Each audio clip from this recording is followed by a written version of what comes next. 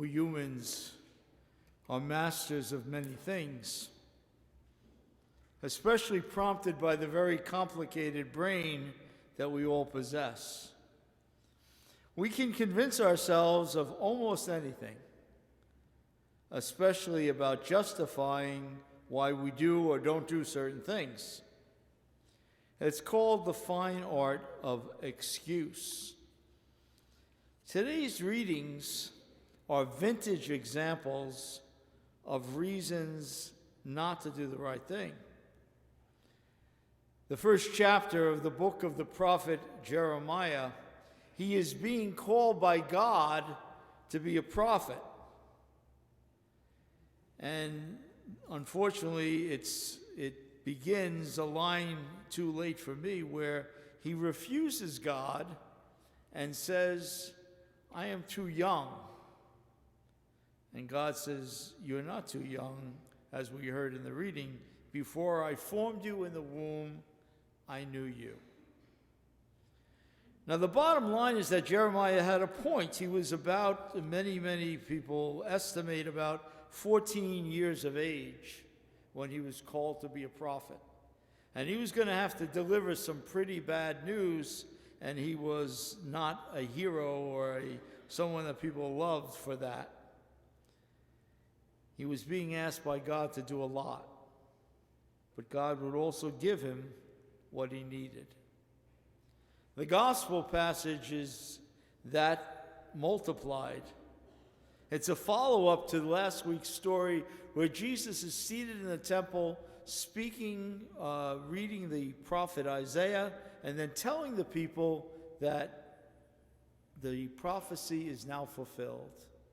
Captives will go free, the blind will see, and so on and so forth. And it says right in the passage we heard tonight, they spoke favorably about him because he was gracious in his words. But then they started thinking what he's challenging them to do. And they started saying to themselves, who is this guy? We know his parents. We know where he comes from. He's not educated. How can he be so special? Do hear what you've done and what we've heard about you. The excuse.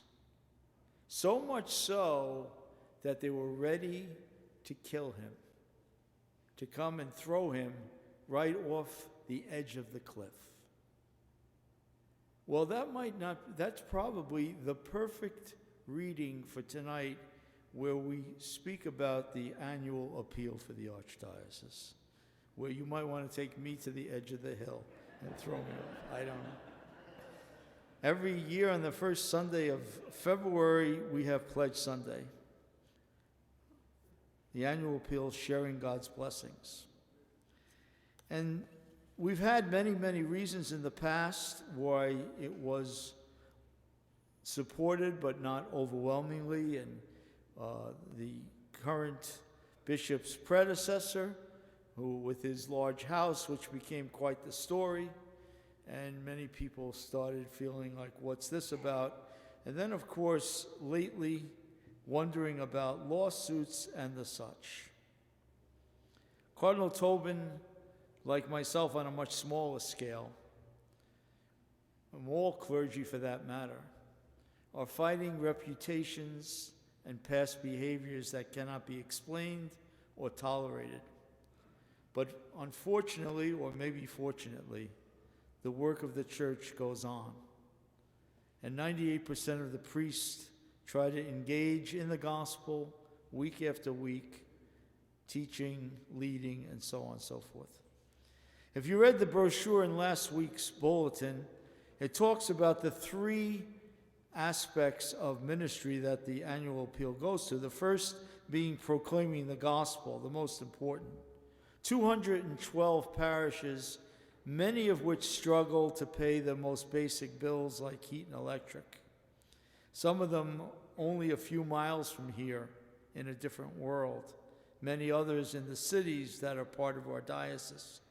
And I guess because I was once stationed as a pastor in a very poor parish, and we could hardly pay the payroll, and The annual appeal was our salvation. And for 2 years, the money that we received from the Archdiocese allowed us to slowly but surely build up a staff and eventually a parish, which I can say proudly to this day, 23 years later, is still paying its bills and still vibrant and effective. So I guess because of that, I know what the about.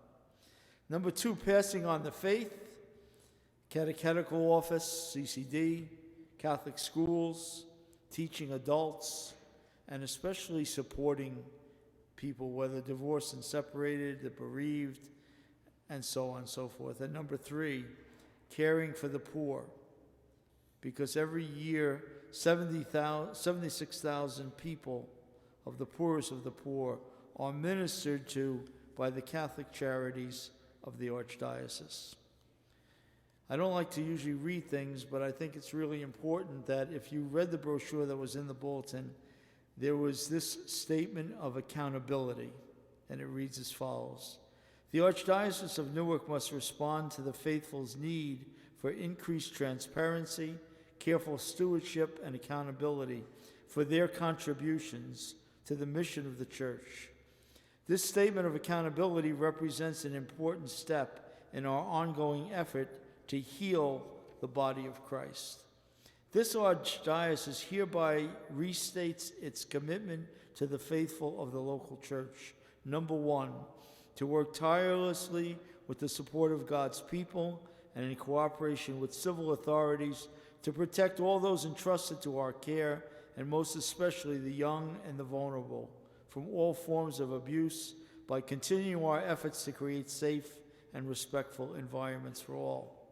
Number 2, to use the funds from the annual appeal solely for the purpose originally intended, to proclaim the good news, pass on the faith to the next generation, and care for the poor and the marginalized, and not for any other purpose.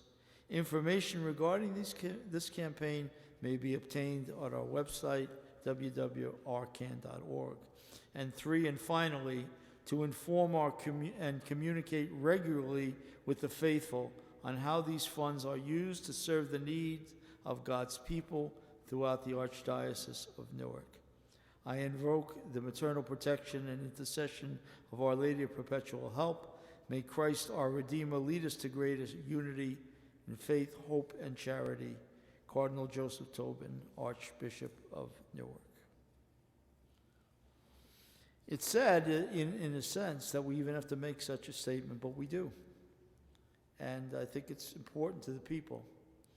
It's easy to find reasons, excuses not to donate to the Archdiocese. We need money here. What does the Archdiocese do directly for St. Catherine Church? As a matter of fact, that came up at a finance meeting this past Tuesday. And our own accountant asked, well, do we really get our money's worth?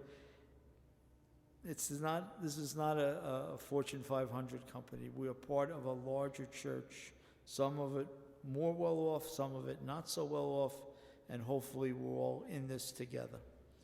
So at a time when everyone is piling on, and most dioceses, I think, choose to focus, many people decide to focus on the few, but I choose to focus on the many good priests that I know and the people that they serve. For many, many years in my priesthood, I gave nothing to the annual appeal, quite honestly, because I said, well, I gave my whole life. That was my excuse.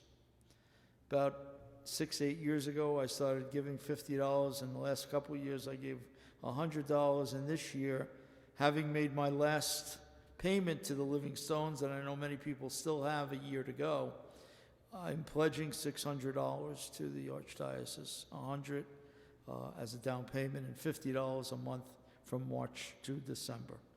And that is the way it works. It's 10 payments between March and December. I invite, if you've given in the past, to hopefully reach or even surpass previous levels, and because the need only grows. And if you've never participated, to maybe give even $100 with no deposit required. It would be literally $10 a month from March to December. We can all do something. There is really no excuse, and there are envelopes and there are pens and stuff throughout the church. I'm going to give just a couple minutes. It's a very simple thing. If you can fill it out tonight, even if you have no money with you or check, that's okay. It doesn't require a deposit. But I'm just asking people to reach into their hearts, think about it, and of course, if you don't tonight, you can give in subsequent weeks. But would really like to get as close to that goal of $82,000, which is our parish goal, as we can tonight. So I thank you for listening, and especially for understanding and realizing that we do have a mission that we have in common with the larger church, and we have to be faithful to that mission.